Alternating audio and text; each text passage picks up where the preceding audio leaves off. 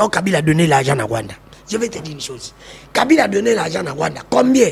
Il a attendu mon temps, 5 millions. 50 millions, mais il n'y a pas de problème. Tikaye Abib, Akobi Maboete, Ndeko, Tikaye. Il n'y a pas de problème. Kabila a donné 50 millions, c'est l'oïe. 5 milliards, il n'y a pas de problème dans Rwanda. Kabila n'est plus au pouvoir, ça fait 7 ans. Qu'est-ce que vous avez fait dans 7 millions ou 7 milliards au Kabila Bandé qu'on pèse en Rwanda? Bino depuis besoin que vous pèse à Kangote. Bocha on a placé ni. Bocha on a placé ni. Bidja na bine zanya nyawe mona na kate. To vive quand to vive nya nyawe mona na kate. To vive quand to vive na bidja 4 milliards. Et ça mona na kate. Faut pas que longola ko sa bisoté longola yango. C'est pour te dire que ça le coûte. Adobili sous ça que Kabila salinini. Oh mon frère. On dit que même Kabila va à Kenya. A réviser code du minier le mbongo comme quota et faveur qui Kisekedi alba que je le fais a réviser en faveur Kisekedi a faveur na mboka les autres mbongo comme quota c'est là yango wana atu na biso Kabila le lo sali a organiser l'élection et ça m'a bien le kuta oh ngana monique bino bokomi et ça élection Kabila organise c'est papa na lobby papa na lobby volontaire Kabila il est là a koka komboya a koka au chaque glissement de batumtu basali il a pas fait magasala glissement il y a déjà atiki pouvoir. Il a la capacité à faire Paul Biya. Il a la capacité à faire Sassou. Il avait la capacité. Oh, bon, na kuna kabelo watu bakufate. Na braza watu bakufate batigalati. Oh, na lobi boye, papa, peuple congolais détermination ngoto zo mona ndina obenga Kisekedi en 2028. Voilà. D'être en 2028. Vous avez pouvoir les plus longtemps possible. Sur quelle base? Je vous assure. Il dépêche pas conserver le pouvoir les plus longtemps possible. Oui, je vous dis. Il dépêche dans le un monsieur comme Kabila, comme président de la République, de toutes les façons, dès qu'on a conscient que monsieur Kabila a travaillé pour la République démocratique du Congo. Comment Kabila a un pouvoir? Rwanda est comme un pays développé. La réponse Rwanda est comme un pays développé, mais Kabila a un pouvoir et cependant, Rwanda va minérer mon côté. Autant il y a des minéraux au Rwanda. Il y a que nos peuples rwandais va construire minéraux certes, mais est-ce que le peuple rwandais va combien? À travers les taxes rwandais pour les républiques. Kabila prenait l'argent, près de 500 milliards qu'il donnait à Kagame chaque fin de l'année. Vous avez calculé 500 milliards bien. L'Oba bien, c'est pas 500 milliards. C'était combien? C'était combien? 5 milliards. C'était 5 milliards. C'était 500 milliards. D'abord, Mokiri Mobimbo. C'est 5 milliards. Donc, c'est l'abscisse. Merci pour la que vous avez payé 5 milliards. Beauté, Nganaza Mouta NPPC. Non, à l'époque, tu vivais avec Kabila. Non, à l'époque, tu défendais Kabila. Kabila était notre président. C'est de même qu'aujourd'hui, mais je ne comprends pas les Kabilistes. Les Kabilistes ignorent Kabila. Non. Mais tu n'as pas tort. On ignore pas. Dans l'Obinayo, Kabila était notre président. Comme maintenant, malgré que Bino IDPS Bozo pour arriver, est-ce que vous pouvez être calme? Fati reste notre président. Les Kabilistes s'agissent toujours dans des plateaux. Mon côté, na cabinet, soit membre bio, moins de 150 000 $ par mois. C'est pour te dire que n'est-ce pas besoin de faire d'awana. Bah, on fait pour l'intérêt là-bas. Mbosso, où est-ce qu'il y a un poste? Azoka de Jambongo. Mbosso, il y a qui sont à perdre, à démissionner, aux autres députés simples. Mais comment Mbosso peut démissionner à Yakanda? Parce qu'il y a des intérêts à peuple, les intérêts à Mbongo. Mbosso, vous avez un bassin Miké, vous avez un bassin Miné, vous avez un voiture. Et donc, on dit Mbosso, vous avez un Mbosso comme il a 3e âge. N'habite sur tata Mokotokolo à côté Mbosso pour montrer que Mbosso a ambition. Est-ce que les autres ont besoin de compétences ou ont besoin de ambition? De même que ça Bola mi balé à Félix. C'est la fin. Attention. Après ça Bola mi à Félix mi balé. Oui. Mais Zanto ça dit ça pas. Zangale so Bola mi balé à Félix. Bola mi balé à Félix. Zanto Bola mi. Eza Félix. Mais oui. Vous reconnaissez que Eza Félix? Mais Zanto Zango bila na fatiti. Bobo yondi. Trop boya on parle. Bola ya mwana. Mais ça Bola mi. Bola mi. Bato bako saka pep. Ele baza coincé. On fait ça ben Bolam. Félix a fait mieux que quiconque. Félix a 85% Bolam. Kabila na combien? Kabila na combien? Omoni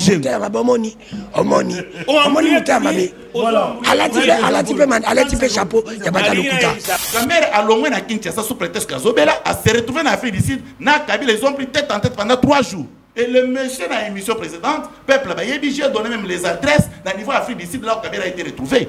Mais un monsieur traite comme ça ne pouvait pas travailler avec son excellence Félix Chilombo. Parce que c'est un homme correct et sincère. Mais Kabila c'était un ancien président. Maintenant. Un président honoraire. Par contre, vous êtes au solo là. Qui? Mais ça peut pas nous découvrir congolais. Non, cher frère, moi, Kabila ne biso congolais. Non. Identité à Kabila, ils ont obscur. Président honoraire, sénateur à vie, quand même, oui. Mon frère. Kabila sali putsch, Kabila a pouvoir peuple la paix, ça y est, papa Nangaï. Kabila a fait une sali putsch dans la République démocratique du Congo. Kabila a dit, Kobeta, soit disant papa Naye, mais ça c'est beau. Mais écoutez. C'est Winner qui parle. Kabila est entré, Kabila a accepté. Il y a combien de papa de Massassi à Koufa et au pouvoir. Et c'est connu de tout le monde. Parce que j'attends Kabila. À ça la plateau font le dossier. Il y a un plateau de télévision que Kabila a bêté qui papa de Massassi. Et il y a un peu de qui dit papa qui s'est dit que famille n'a pas de bande de Bossalaki. Boya Kangabicho. Ne va pas papa on va comme on a pouvoir pour bomber yo le bi akabo qui se dit tout ça allo azala mobali azala moi cité tout ça dans émission azala mobali azala moi cité allo ba ke liwa papa qui se dit tout le monde sait que papa belaki mais allo ba ki basala ke nini c'est allo bis batu baloba pona ni bakanga docteur pona ni bakanga docteur na poni docteur na yakima docteur papa qui se dit yakima bino bo poussa biso to loba au-delà makamba liwa ya batu bolo baka mo makamba kelasi na makamba liwa bino boko lo bangote boko tanga classe malunga te baliwa na wana pe le kapena malunga te bolo ba makamba wana te kote wana to boy sacré dans nous que vous la recadrer to boy na biso to boy le ba makamba mususu abi makamba ya tang ya tiki na liwa tu sais que bolo baka te ko lo ba makamba wana te ndeko nazo ebisa l'impunité l'injustice la corruption na lobika ka vérité pour moko il faut bonga Congolais loba, peuple nini alobaka te, peuple loba, ma beauté aux alliés. Bon début de semaine na bandeko nyoso bazwi libaku ya kolanda PES TV pour na koloba ite chaîne de télévision wapi bolanda ka mai maleka kana mboka na biso ya solo zale sengo mingi pour ete ba sentinelle nyoso bazwami na République démocratique du Congo pe ba o bazwami libanda ya Congo bolanda ka biso na bokebi na basango bandeko na ngai to kobeta masolo autour ya 2 sujets bo bien ete sujet d'actualité regarde na biso ezali na Assemblée nationale nani ako succéder na mwana mboka Vital Kamerhe ozaki ko kamba et bonga ya présidence Assemblée nationale, déjà des noms sont cités. On parle de Meboji, Oyo Aouta UNC et Vital Kamerhe. On parle également aussi de Mwanamboka Mboso, Pepe Mboso, parce que Yepe Asengi était à Kamba. Et bonga wana pour na kotala été bangé ezali ebele c'est quoi été tout la session budgétaire ba en défi ezali ebele ya gouvernement soumis et sengeli motoyo akoko kapeza ya solo ko fédérer ba kilimibeko pour être ya solo ba pesa mibeko oyo et ko sunga mboka et kende liboso et puis boyebi été nous sommes agressés tous allez toujours en pour parler pour na koluka kimia ezala na Doha ezala na Washington pour na koloba été Congo ezali na ba problème ebele et sengeli ba kilimibeko ba ko taper makambo wana ville province à Kinshasa bandeko balandi boyebi été polémique ezali autour des 100 engins ben oyo tout le monde qui gouverneur à ville à Kinshasa a présenté qui pour un projet Oyo Kin et Zobonga boyebi était mon amboka Daniel Bumba et l'on a dit yeli molangi bazali déterminé ya solo pour être ville à Kinshasa engenga toko beta masolo autour ya ba question zali ko diviser ba kinois parce que tous ali ba kinois et c'est ba été ba kinois bazali diviser pour na koloba été ba susu ba lobi ezali ba engin ya kala et sengeli on était dans mon amboka Daniel Bumba andima ya solo ba susu ba lobi merci pour la réalisation ba susu ba lobi était ezali ba engin ya kala te Asika, oh Daniel Bumba, Azwaki, Kasi Bango Moko Bakolo Bate, Toko Bate. Qu'est-ce qui se passe? Nous allons aborder cette question. Sous ce plateau, nous recevons pour vous 3 invités, c'est à la 4, qui Timoko Bozomo est dans le vide, d'abord qui est dans le vide. Qui est dans le vide, et Zali à Moto, et Mora Bengagi, Papa Sentinelle, n'a une émission. Maître Pichou Malou, qui a sollicité participer à l'émission, évidemment, on a parlé, on a programmé, et dans le bango, ceux qui va inviter Kimi, dans le toujours et bon à la bango. Pour battre, non, Obengaki, IDPS Yemoko, tu peux Bengaki, PPRD Yemoko, tu peux Bengaki, va te négocier la mouka bango moko te. Na benga bande konyo so pour que équilibre ezala na plateau la biso. Voilà, Pichu Malou n'est pas encore là. Nous ne savons pas ce qu'il y a dans Zélato en coma. Baba Kolanda Biso, Bobenga Pichu Malou, communicateur à Union Sacrée, et Sengeli à coma. Tozali na compte IDPS dans Maître Winner Kakolongo, ou Akima émission, tu es baraté. Pourquoi Maître Kakolongo, Akima émission, tu es à Mobembo, à Zaki Libanda, il y a ville province à Kinshasa, à Outikozonga. Maître Winner Kakolongo, Bote Boyi Malam Penayo, bon début de semaine. Merci beaucoup, Papa Sentinelle. Bon début de la semaine. La mission sur Awa, la bande de la zone de chef, on a fait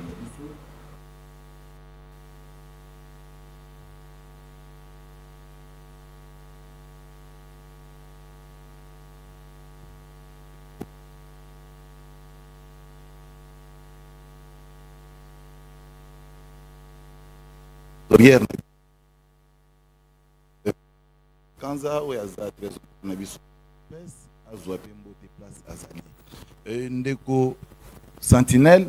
Il faut na rappeler na bana Congo que na niveau ya Lualaba tozana o babengi gouverneur Mama Fifi Masuka o yazozwa responsabilité na enthousiasme ya kosunga province o babengi province ya Lualaba. C'est avec amour qu'il est fait. Mais ce que j'ai aimé, ils ont constaté que Fifi Masuka a là casting très magique, casting très propice pour le peuple.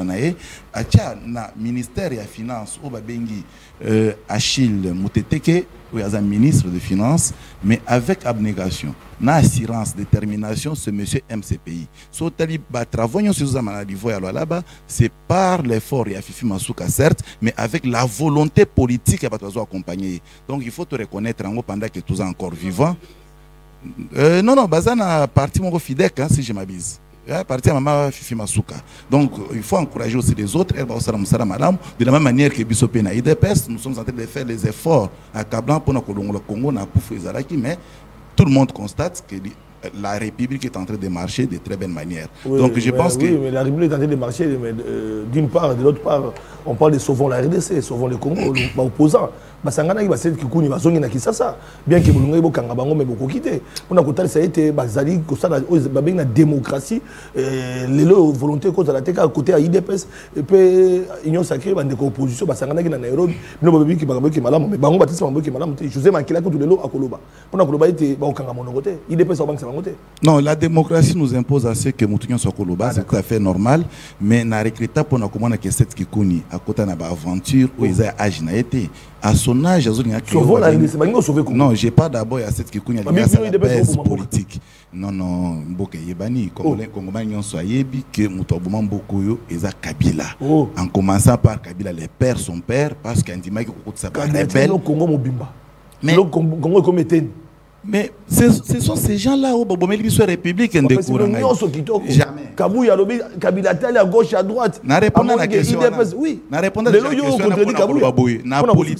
Na politique PPRD ainsi que les sanguinaires M. Kabila, bakanga qui République en otage. Bazana Minduki, bazo torturer biso du jour au lendemain. Qu'est-ce qu'il faut faire? Il faut utiliser la diplomatie et l'intelligence. C'est de là que j'ai fait site au Christian Kabouya. Na maloba ya pamba Kabila tiki pouvoir sur le contexte wana. So que na contexte Kabila tiki pouvoir, mais tiki on a maloba Kabouya. Or élection batiki on par voix, il y a élection. Nous sommes persuadés que bataki bakabila ya PPRD, il y a opposition à l'époque, bakomi opposant non parce que biso à l'époque dans l'opposition. Tu as remporté le pouvoir. Et ces débats-là, ils ont déjà clos. Je pense qu'on ne peut pas. Il n'y a plus de débat. Il n'y a pas de débat. Voilà. Dans nous que vous, là, on a le parce que mon total. Moi, je winner, je suis mabe. Boy, madame, bon début de semaine à Open Deco. Merci Ndeko Mopanzi Sango Mbote na yo. Mbote pe na bandeko tout ça na bango na plateau to partager na bango makanisi. Mbote pe na ba Congolais conscient place baza kolanda biso. Les Congolais inconscients n'est pas ruinés quand Colongo tropisse bango mbote parce que les Congolais ou les Congolais bazali wana pour intérêt na bango ya parti politique na bango mais pas pour intérêt à peuple. Effectivement oui quand Colongo a totalement raison à l'objet que Congo est bébé depuis l'époque à Kabila le père oui tu as raison mon frère ami mais biso to que Congo bébé to bande ko luka mutaya aussi que sango to kanisa gike ndebo za ina opposition bo bande ko lo bana ba soldat te bozo bundela bango. Comme il a pouvoir comme un millionnaire, état major général à Est, cela comme la salaire $400, comme Allemagne d'Afrique, beaucoup de salaire à président, tout ça, tout quand que vous bandez au bout de la Ponango. Mais tu me suis rendu compte que vous bandez au bout de la Ponango, tu beaucoup il a pouvoir les los presque 7 ans. Qu'est-ce que vous avez fait pour na kosekisa Congo et bébaki depuis kala. C'est ça le grand problème. Est-ce que un intellectuel comme yo avocat ou landake na ba pays ils envoyé à développement et que c'est na catalyste. Parce que lui ils ont pas de développement. Et là tout ça là va débat net pour na ça la mais tout ça la débat en tant que intellectuel. Est-ce que les lots quand on veut ba pays où ils ont envoyé à développement et que c'est na kati. Au côté ngelanga ba si au ba ibaka ke pays comme envoyé à développement. Et au pesa nga ba singa na skotali na kati ba singa wana ce qui est c'est na kati. Voilà, pour tout ça là, vraiment honnête et conscient. Bisous tout ça, pas congolais conscient, tout ça qu'il y a pour nous ça va tout ça. Kabila pas toujours passé au présent. Mais Kabila est passé, il est déjà au passé. Quand il se quitte dans 3 mois, il sera aussi dans 3 ans. Il n'a pas de leçons données à Kabila. Non, il a des leçons parce qu'il a été. C'est que le Tchou a des leçons à donner en tant qu'ancien président à cause de la leçon. Ma béka, ils allaient qui partout, t'es malade, ils allaient qui. Là, il faut reconnaître les pays qui dans ça là. Ma bépa, tout est moi, là, mais ça pas, mais ça que Kabila n'a qui se quitte, bah, un petit ban, au bas, 9 sur 10, dans la religion. Dans la religion, dans l'éducation physique, dans la français, mathématiques, bah, 2 sur 20, c'est ça là qui va échouer. Dans ma place, religion, ouais, bah, 9 sur 10, bah, dans la géographie, bah, 4. Bah, on a l'éducation physique, on a l'éducation à la vie, bah, on a pas belé. Alors que ça va comme ça va pondération à mouquet, il y a un ça là que non. Donc mon peuple a échoué. Papa Sentinelle, si quand on a qui rapidement dans moi biscuit nangai, ça dérange la population, oui. Et le peuple en tant que peuple faut na dénoncer ngo quand on dit nazo pas non nazo appel moko na nzila bande ko ba filming ba lobi ba soda au bati on a parlé de meubles ba comment déranger population. Ba lobi na pas ça c'est uto beta manatongo bazo nyoko la bana moto bazo nyoko la ba exigeage nyonso baza ko le kawana. Surtout na peso comme bouteillage ezali ba soda wana na parler de meubles o bata po ba kingi la parler de d'abord mukolo parler de meubles on sa kufa. Comment ba soda ou baza wana baza ko nyoko la population naza ko senga na bakozi ba kende kuna na lombango ezali susu le problème itali insécurité na ville province à Kinshasa insécurité na ville province à Kinshasa to ko lo baté là j'interpelle ministre intérieur ça ne va pas ba bracage za ko salima là c'est l'insécurité même pe naza ko interpeller la dame moi azali ko jouer intérim parce que il me semble que jamais azala quitté à témoin des heures de na katanga kuna le dossier na kokote na ngobia pona lo baité il avait une personne qui était suspendue na absence à Germain hier à Niki Kozongisa monsieur Moutouana. Là c'est la dame, le vice-ministre de l'Intérieur. Ça ne va pas, elle est incompétente. Il y a un moment le ministre Moussa Boya quand même sur Bazali salle de déplacement, batika ba signature. Parce que ba oyo bazaka ba vice ba yaka kotia ba désordre en absence kaka ya baninga. Et pour na kochiter ça te dérange, je pense bien que ça ko déranger biso nyonso toza. Okotuna nga problème ni. Nasa kosenga na l'état soki baza l'état organisé batia ordre na secteur wana batu nyoso ba entreprise yo banzela oyo yo ba marché banzela baza ko nyokola peuple pe l'état comme ko nyokola peuple na likamoni papa Sentinelle ba entreprise yo nyoso yo banzela et comme ko nyokola peuple na ko bebisa ba câble ya courant na ko bebisa ba tu arrêter des gens population a comme ko souffrir buka des autres de temps ça bazali nde baza ko sa et comment mi wapi que mutu fa bonheur fa souffrir. Naza kosenga na l'état si vous êtes l'état organisé ce qui bozi bo pesi marché na entreprise moko ya construction il faut pas obliger bango bazana ba expert ya résidence nationale parce que elle bango baza ko le kananzela na banzela bango ko sala banzela baza ko tombola ba twa ba résidence population na surface wana baza ko vivre sans mai baza ko bebisa ba câble ya nationale baza ko senga encore na l'état ça la dépense double parce que ce qui bo bebisi population a subi nanu après l'état ko ya résidence ya le besoin problème la bisoté c'est la ko ya le besoin problème teneti na inga awa bandiko nanga ya inga côté ya metuba basali plus de temps balbi bazana maité bazana courante oje pa nanga pe na kitambo c'est la même chose pour mama yango naza ko senga na bakonzi ba meka ko landela ba entreprise ko sala banzela c'est bien bon nous encourageons mais pourquoi qu'on fait souffrir population tozo lia na passe tozo tambola na passe et tozo ko souffrir yasuka ezali na ministère ya transport papa Sentinelle il faut que tout le bango comment na moins d'une année beaucoup pesa biso biloko mibali ya passe. Boeli biso nanu bato bazwango te ba permis de conduire to tilisi nanu ko ba permis de conduire lelo lisusu l'état ayeli biso likambo etali contrôle technique to sala su contrôle technique comment kaka wine ka ngayo na zana mutuka nana su permis ozo senga lisusu oui ozo senga lisusu to pesa ba contrôle technique est-ce que na mboko to zana diamant to na cuivre to zana ba minerai belé boko senga peuple ba taxe et belé au moment où peuple na zana ko subir nana za ko senga tata mo konjikolo vraiment les cambo taliba contact technique n'a pas permis de conduire pourquoi qu'on a cette mission côté na une minute et ça lui konyoko la peuple oh et ça lui molobi la peuple là pour yo moko ça non ngote mais eba ko kanga yo oui ne pas ça ngote ndeko langa pas ça ngote ba mitu kamli ça ba contact technique c'est le moment ya ko dénoncer pour la tombe na ba scandale té na ba manque ba transporter dans là. Jean-Paul Lesambo est avec nous. NPPC, analyste politique, bon début de semaine. Merci Mingi Ndeko Flavien. Na ndenge opesakinga lokasa pour que na kwa koya na émission na biso o ezali émission ya monene to kundola pour que to kundola makambo maso e koleka na mboka na biso malgré que lelo la plupart des gens nous parlent que non, le Congo est en train d'avancer, mais or nous sommes en train de faire du sur place. Yango na lobby, na pesina nous avons continué, na pesimbo te na ba co-débatteur na ngai bango nyoso mibale, ezala ndeko dano, ezala maître Winer, malgré maître Winer aza toujours ko s'embrouiller au kantsage mboka ezo kende or mboka eteleminanu. Donc toujours avancer ne l'autre côté. Photos à la conscience de Dano Tikoloba, Congolais, Bazali, conscient pour dire la vérité à nos autorités. Les autorités n'ont pas dit n'importe quoi dans ces pays. Ceux qui ont bongi cité, ceux qui ont lobité, et au côté de la banda qu'on a biso, PC côté de la banda qu'on a biso. Donc, c'est une biso, tout le bagana vérité pour que ça change. Quelles que soient nos appartenances politiques, mais malam, ils ont tout le banabango et sengeli. Et souvent le Congo, il faut sauver le Congo. Bon, avant qu'on a sauvé le Congo, on a lobelo des Cambouis monnaie les alliés à payer. Il y a mususu les autres qui s'habillent. Dès que dans notre Makambo est allé ba permis na contrôle technique. Mais Makambo pesa ils a Makambo il y a épidémie à choléra. Ministre Nabiso à santé est en train de faire des aventures. Parce que les lots batu et belé bazo kufa na Makambo est allé choléra. Il y a plus de 1700 personnes au bakufi na Congo mobimba pour na Makambo est allé choléra.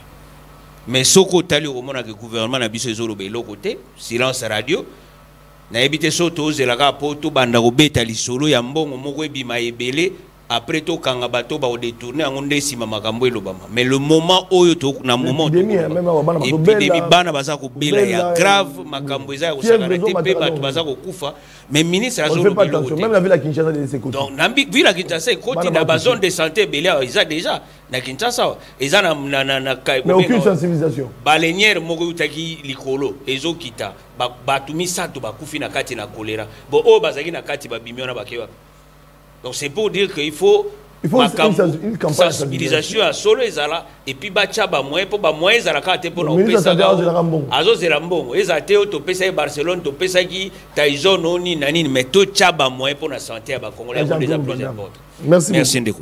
Voilà, mais on répond souvent les Congo plateforme et qu'on sauver mission dans la difficulté parce que mais nous sommes en politique, pourquoi pas quoi sauver pe Congo? Pourquoi pas? Parce que les londes to koloba bato baloba na biso lobi ba sauver biso te balobi mwana mususu na classe soka salaki malamu tendengo ndeko dano lobi ba cours mususu akwa ekozwa te ya pondération muke akosa l'effort na bano ekoya lobi non na ba pondération ya minene na zwa kite na sale effort na zwa parce que le Congo n'appartient à personne. Congo eza ko appartenir na biso nyonso to eza na dage moko balobi reculer pour mieux sauter. Ça veut dire quoi? Ceux qui n'ont échoué, qui l'ont échoué. Donc, bande qu'on a vu des personnes qui que Congo est à Bango, qui Bango, même la biso bonheur à 100%. Aucune personne, aucun parti n'a pas biso ou ekosala nyonso ya Congo en une seule fois pe Congo est bon. C'est-à-dire moto na mutabano ya na pierre na ya construction ou ya tendambu alternance to koloba lelo memba kako nani maître Winer alati chapeau na bango azoloba alternance bazwa na muto ba ya sovoko le Congo Kabila mutapesa ba soka boyaka kopesa alternance wala mbele to ngato suka. Donc ça veut dire qu'il a aussi contribué, ne fût-ce qu'à un point moko où il permet de sauver le Congo, continue à sauver le Congo, mais à mettre prison plus de 10 ans à Makala, Abima les lois infirmes, comment toute normalité, personne avec handicap. Il y a Liboso exact. Kabila. Non, il y a Liboso exact que mot à notre bengi sauvons le Congo, ce n'est pas un mot fabriqué par Coutinho, c'est le français. Il faut battre belé baïba. Mais Coutinho pende bolba, na landa battre belé na ba télévision baoloba. La plupart de nos hommes religieux ici, pasteurs Nabiso, la plupart ce sont des gens qui ont fait pas mal de choses au biso to ebate. Yango pe ba conséquence ya makambu ebele na kati na bato.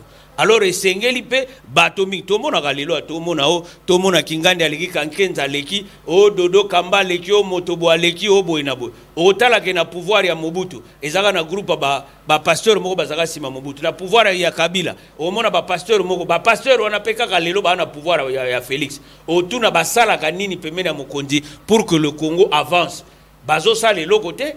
Alors après, on a des conséquences parce que les politiques mabe. Non, nous devons voir les choses dans la miso mibali.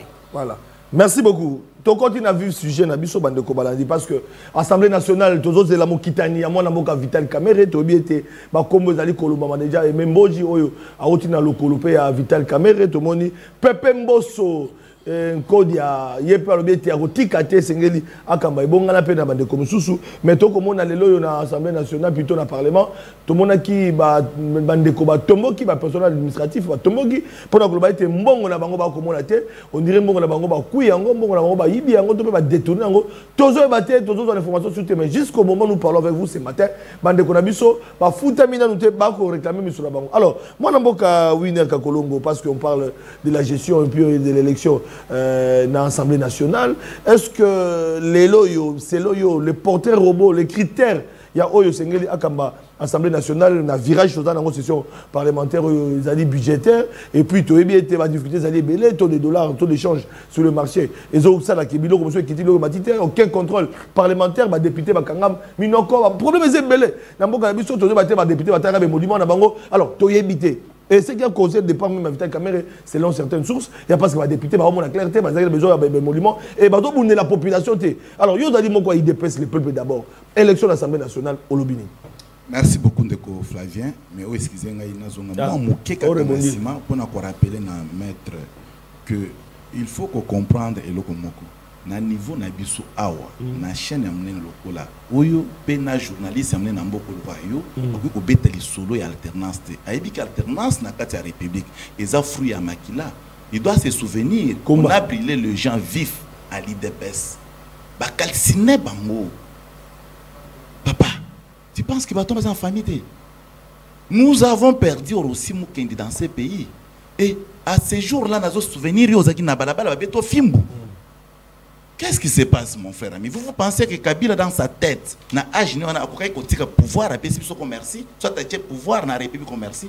Non, pouvoir est fruit à peuple. Les fruits à combat à peuple. Parce que le peuple avait compris que Kabila, au sein monsieur dictateur, un sanguinaire ne peut pas donner ce qu'on appelle le pouvoir. Dès qu'on a Kabila, ce que Olivier Lemba Kabaye était qu'à pouvoir. Comment vous pouvez penser comme ça? Ah, voilà, pour comprendre que... Non, sois calme. Sois calme. Il a faire voir. Moi, c'est ça, papa. Ok, il y a faire voir au bout. Un monsieur comme Kabila, beaucoup comme président de la République. De toutes les façons, dès qu'on a conscient que monsieur Kabila a travaillé pour la République démocratique du Congo. Comment Kabila a pouvoir?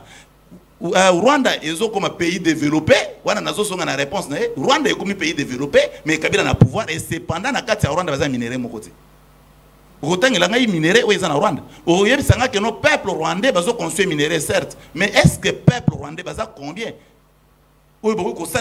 À travers les taxes rwandais pour les républiques. Kabila prenait l'argent, près de 500 milliards qu'il donnait à Gaga, mais chaque fin de l'année. Vous avez calculé 500 milliards bien. L'Oba bien, c'est pas 500 milliards. C'était combien? C'était combien? 5 milliards. C'était 5 milliards. C'était 500 milliards.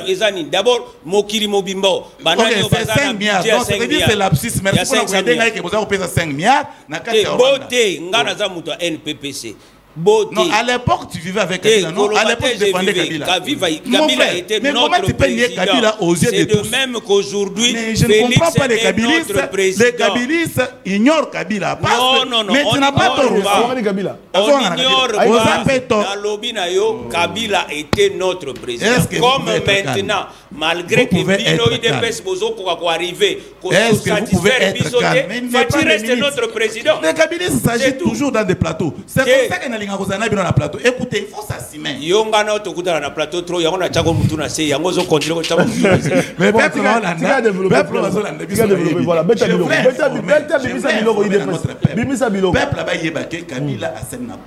il a préféré construire Rwanda plutôt que la République démocratique du Congo. Ça, c'est connu de tout le monde. Maintenant, de Konangaï.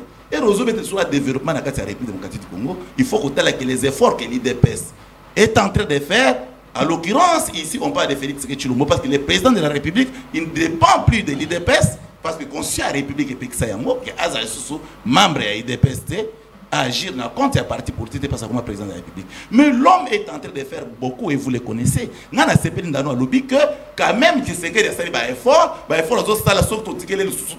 j'ai écouté quelqu'un qui a lobby de non, sois impeccable.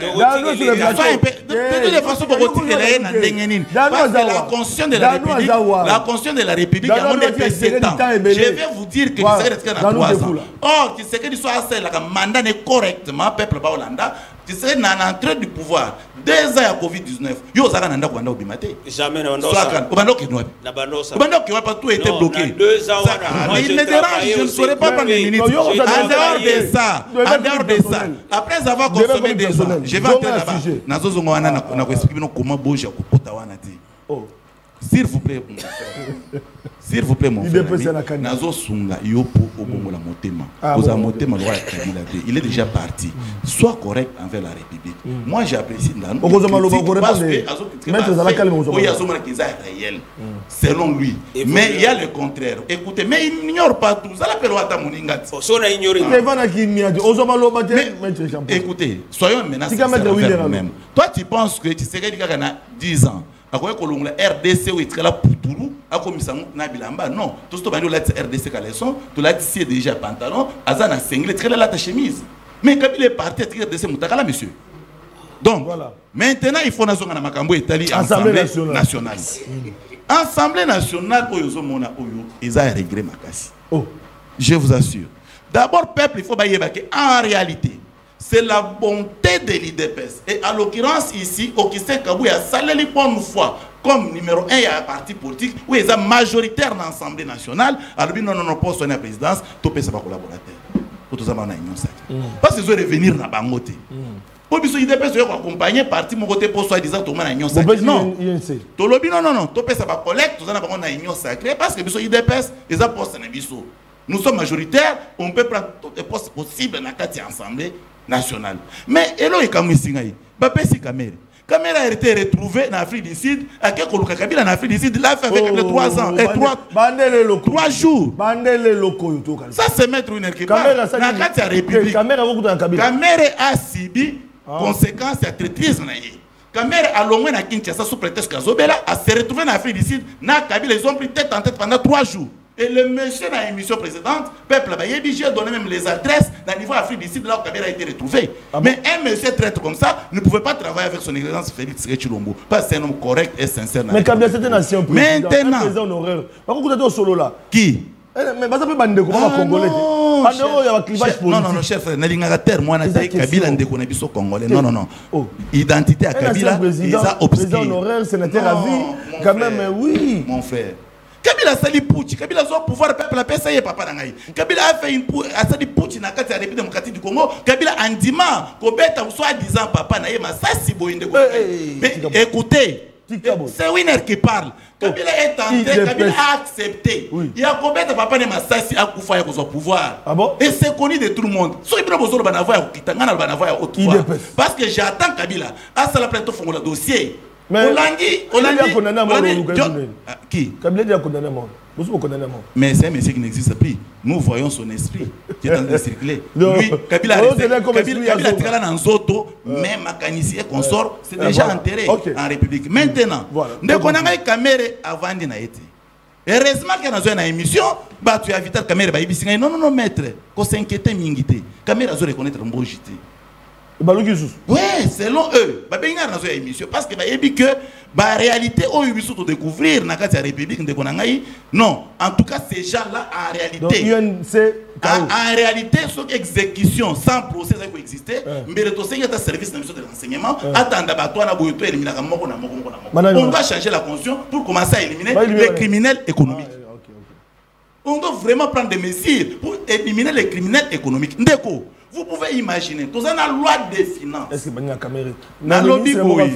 Tous en a loi. Tous en a conseil des ministres. Na koloba mingite, j'attends que après émission, au Kosoa ba appel. C'est quoi? Appel au Kosoa de Flavien. Na ba appel au Kosoa de Flavien. Les plupart vont donner adresse na nganda pour nous faire déménager Nicolas Batata. J'ai déménagé parce que finalement, comment il y a danger, dénoncer. Oui, mais ce sont des gens au bazar par moyen épelé, depuis l'époque jadis. Et ces gens-là nous cherchent maintenant d'ôter notre vie parce que nous nous dénonçons face à notre peuple. Écoutez ce qui se passe. Avec vous. Dès qu'on a des autres dans le pouvoir. Conditions sine qua non constitutionnellement installées et c'est qu'il faut présenter ce qu'on appelle la loi des finances pour un exercice, il y a un mobile. Mais là, il y a un la loi des finances, nous sommes petit peuple, tous accepter. Mais nos députés, voilà. La plupart de nos députés sont des complices. Parce qu'un député va faire cette loi, pourquoi ne pas fuiter qu'on peut se mettre tous en courage, ça peut la vérité, tout découvrir la vérité dans la carte. Mais fort malheureusement, va déposer la loi des finances exercice 2025. Nous avons la loi des finances exercice 2025 dans chaque ministère. Et dans la rubrique annexe, toujours ONG, d'une manière sociale pour le peuple. Mais aux autres, un individu, comme on est aimé Boji Sankara, mais à Sali et l'autre génération aimé Boji.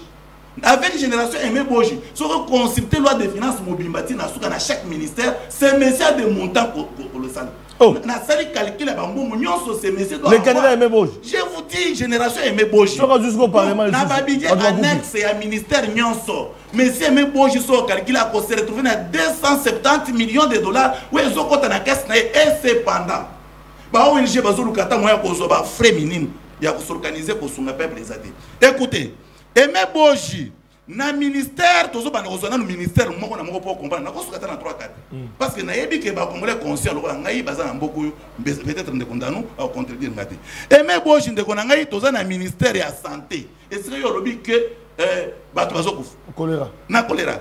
So fongoli lo wana na page 1104.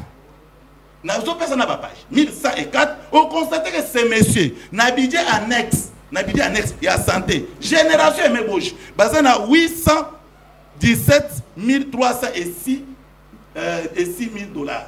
Donc 817 000. Donc on va 817 000 dollars. On va 817 000 dollars. Tolongo wanate.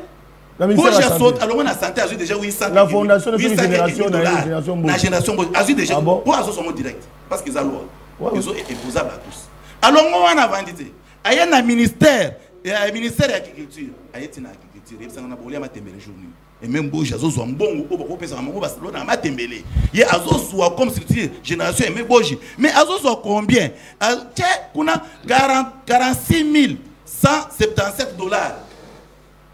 Ce n'est pas possible. Attends, il y a un ministère, il y a développement rural. Est-ce que ça c'est normal?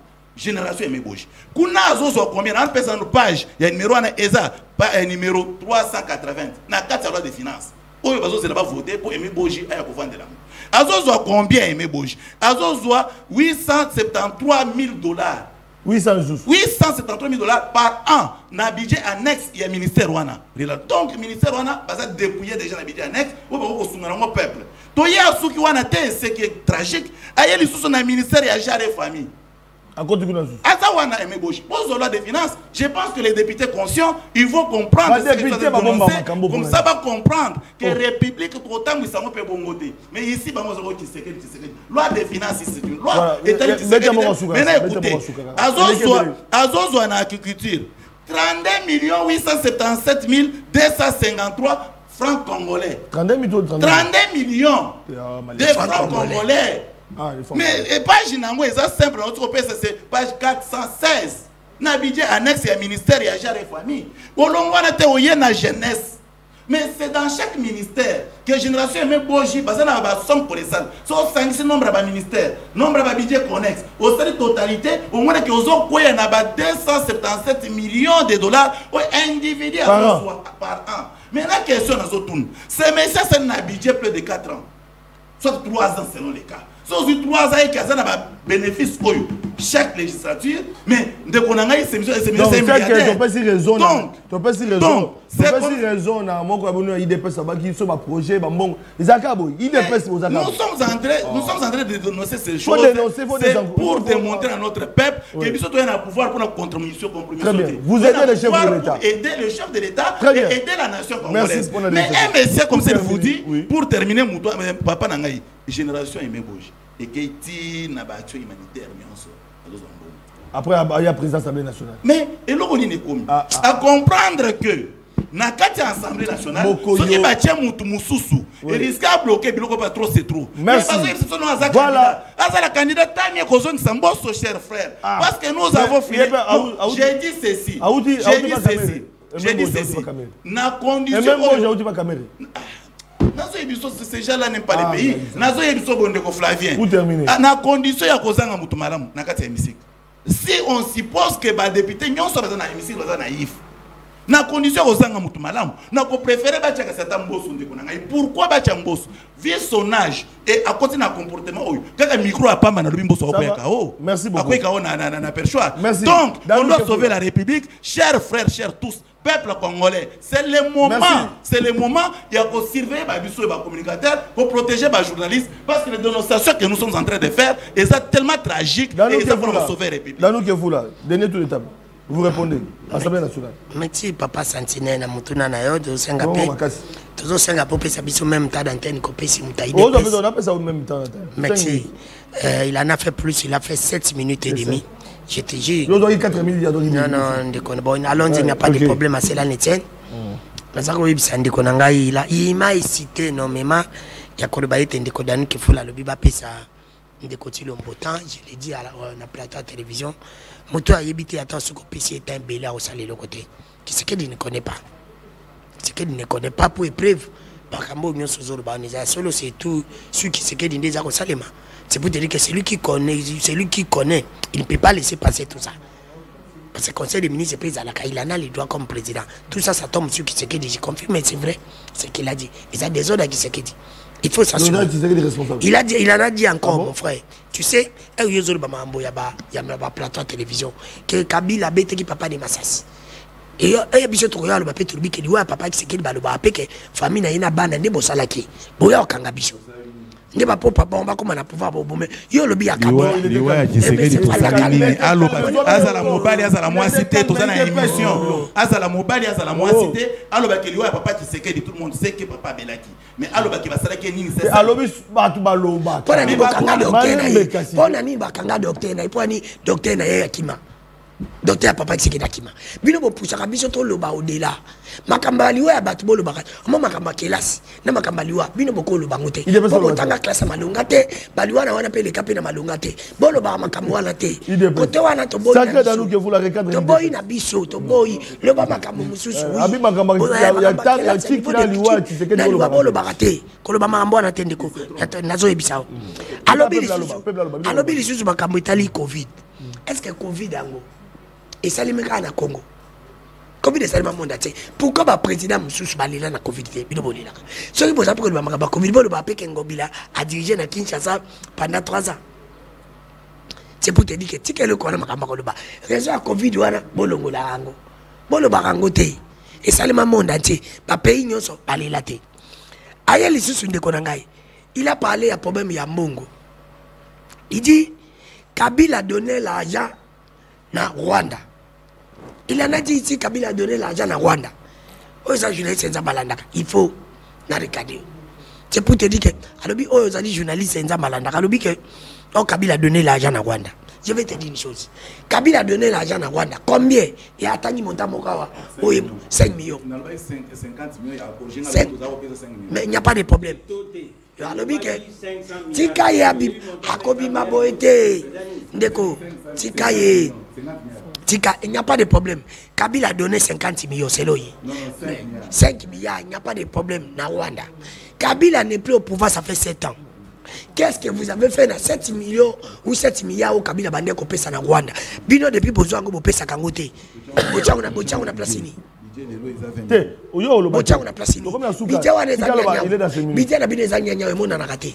To vivre quand tu dois vivre nyanya mona na kate. To vivre quand tu dois vivre na budget 4 milliards. Eza mona na kate. Faut pas que longola ko sa bisoté longola yango. C'est pour te dire que ça le coûte. Alobili sous albi que Kabila salinini. Oh mon frère. Oyebi que même Kabila va akende. A réviser code minier le mbongo comme kota. Et faveur qui sekedi. Alba que je le fais a réviser en faveur qui sekedi. A faveur na mboka. Les autres mbongo comme kota c'est là yango wana. Atu na biso Kabila. Kabila lelo asali organiser l'élection et ça m'a bien le coût. Oh ngana Monique bino bokomi. Et ça élection Kabila organise. C'est papa. Na lobby papa, na lobby volontaire à Kabila, il est là. À Koka Komboya. À Koka au chaque glissement de Batumtu Basali. Il a pas fait. Magasala glissement il y a déjà Matiki attiqué pouvoir. Alors la capacité au sanet. Alors la capacité au sanet Paul Biya. Alors la capacité au sanet Sassou. Il avait la capacité. Oh, bon, na kuna quand même on va kufate.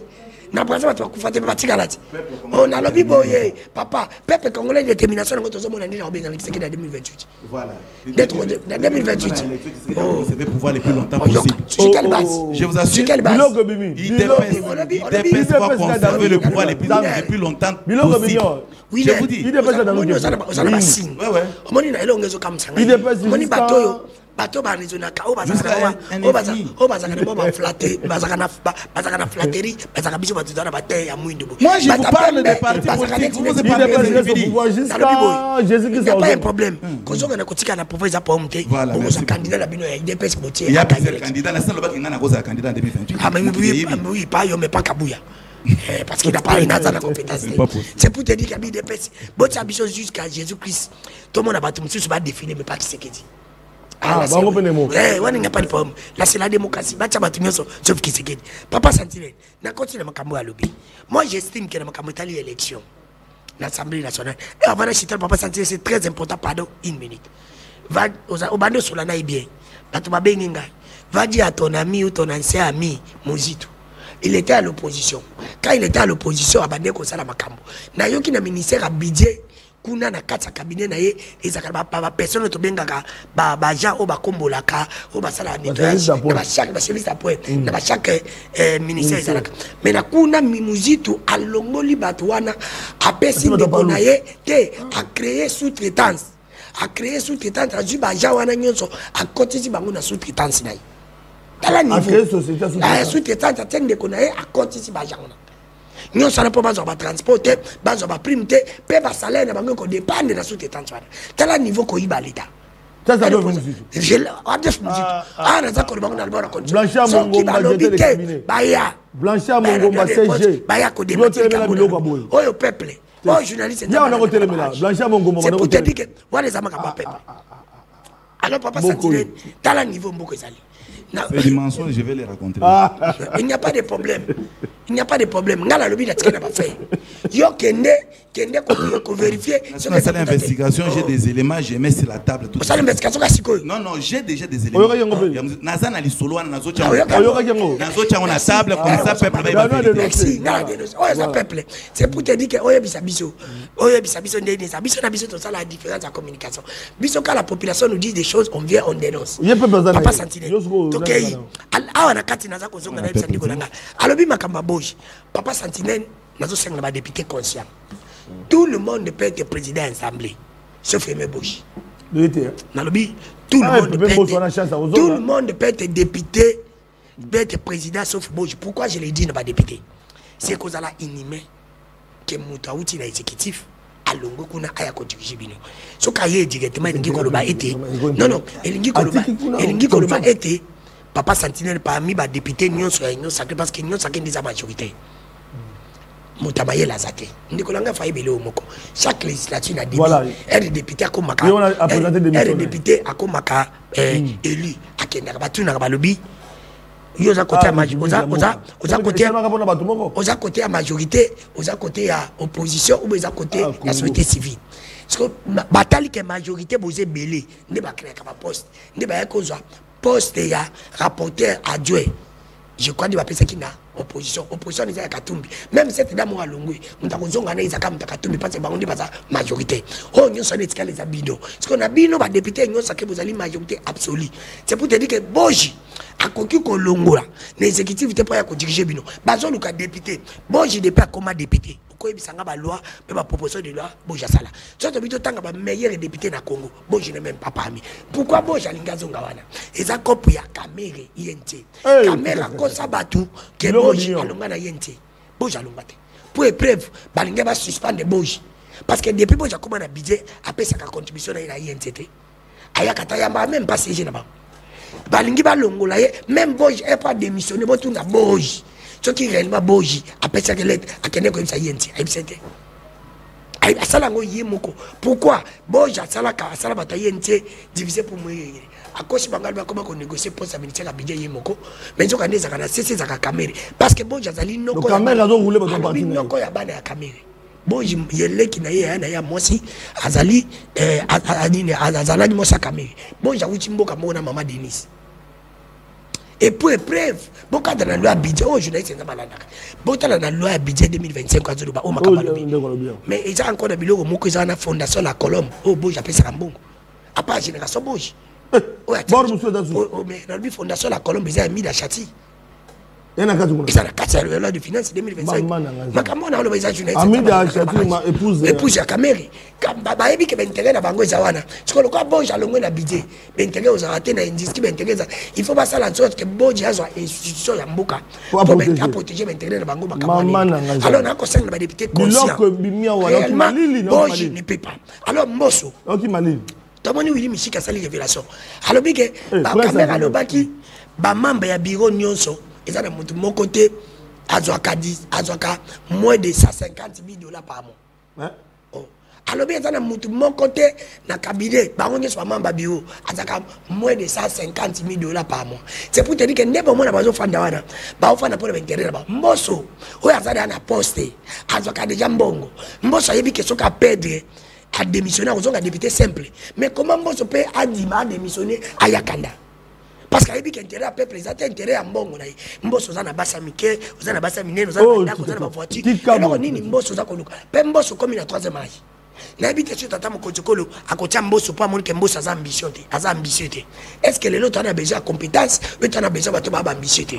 Moi je pense. Voilà pour ngai les bakanda bakolonga pe batia umtsa Mindule ceux qui sont Mindule pas sa candidat Mindule ne peut pas être là pourquoi parce que Mindule a la nationalité du TS to kadi ba malu baka ana double biso tana besoin ba vrai congolais na ki so balobi candidature ya suppléant ya nani ya Daniel Bumba d'abord suppléant Daniel Bumba za suppléant toi tu ne peux pas être là na ki zuzu nani Willy Mishiki toi tu peux pas être là parce que bête de DPS Mutsinzo tu n'es pas un modèle moi je pense que la candidature est valable ils allaient deux Mayo Mambeke na Mbosso. Parce que sur le plan intelligence, sur le plan de la position parlementaire, Mayo Mambeke parmi les députés intelligents. Parmi les députés, il y a bien ensemble. Parmi les députés, il n'est pas fatigué. Parmi les députés, il y a INT. Mais est-ce que comment on fait comme INT?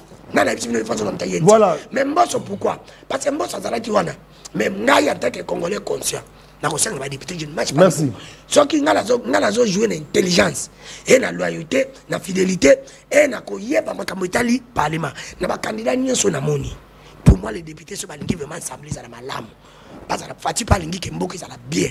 Pour moi ayebi sa Kamere atiyente ce que ça qui est mtakotinda parce que l'homme que le bien on te ça cause ani candidat même il dépêche pas ko récupérant. Ce qui ba lobi que yente akotinda pour ngai candidat valable. Ils allaient Mayo Mambeke entre nani Bojina Mayo il n'a même pas mati. Mayo Mambeke as un candidat valable. Pour épreuve as un peu membre INT mona wana nyonso même Kamere zo mona la 2006 quand il était président d'assemblée Mayo Mambeke n'a zaki directeur cabinet na yadwe. Muta sala même ba statut ya INT tout ça c'est carré Mayo Mambeke. Parmi ba tête yele na mboko yo Mayo Mambeke fait partie. Tolingi pe Jean-Paul Sambo on termine avec vous.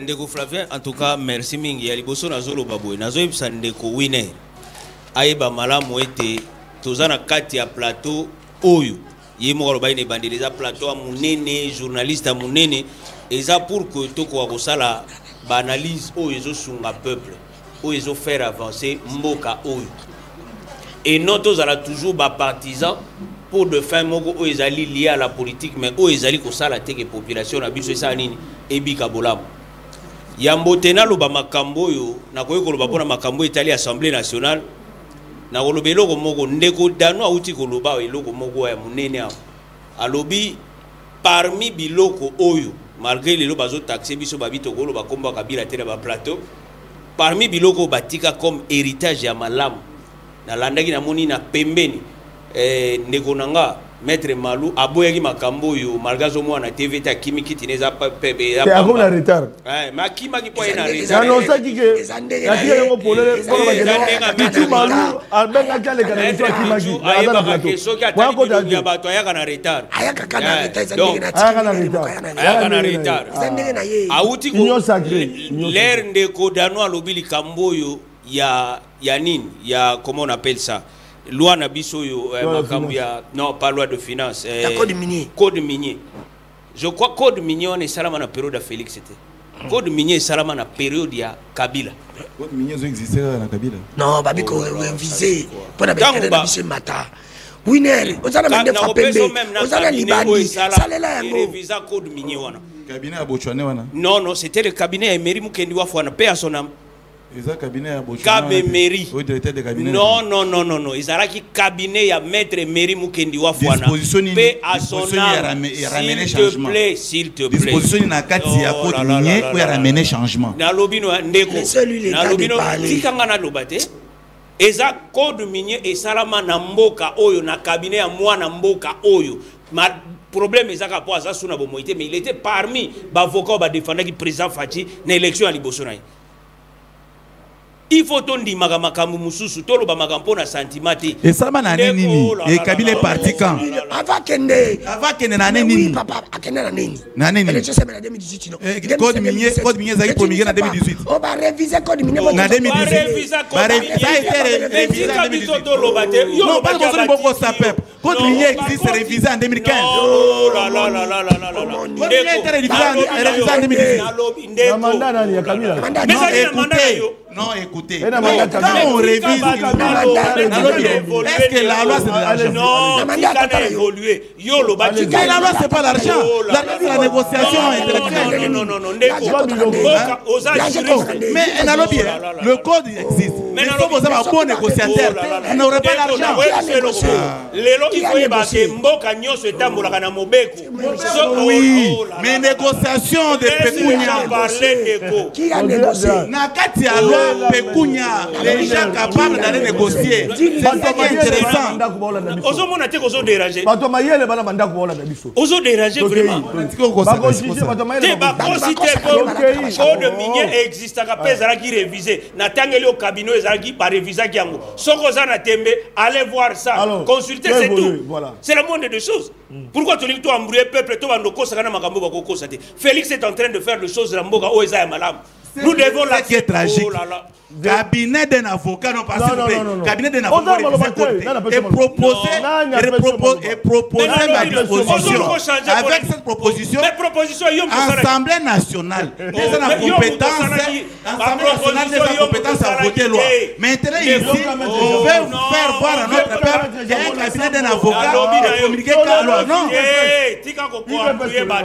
Bino musala na bino yango wana ya kesoko vandi oyebi bo mwende na elelo na kuambure bato bande baleti suka na kokosa na kokosa vous allez mentir arrêtez biloko wana ndeko yo za mutu tuyebani kolinga tena beto biloko misusu ya fasi mais ça kundola beta biloko yango na ebiso otika makambo so boyebani bino mibala toyebani malamu kana donc c'est constaté ndeko na ngai makambo etali biloko wana na mboka na biso na bande ko lubango bande bandeli yao chaque mutu akoyaka na bokonzi na mboka oyo il apportera toujours pierre naie l'édifice, quelle que soit la forme. Tous soit tchana mituna biso ba combat politique pour que ton nié babolamu baninga basala. De même que ça bolami balé à Félix. C'est la fin. Attention. Après ça bolami ya Félix ni balé.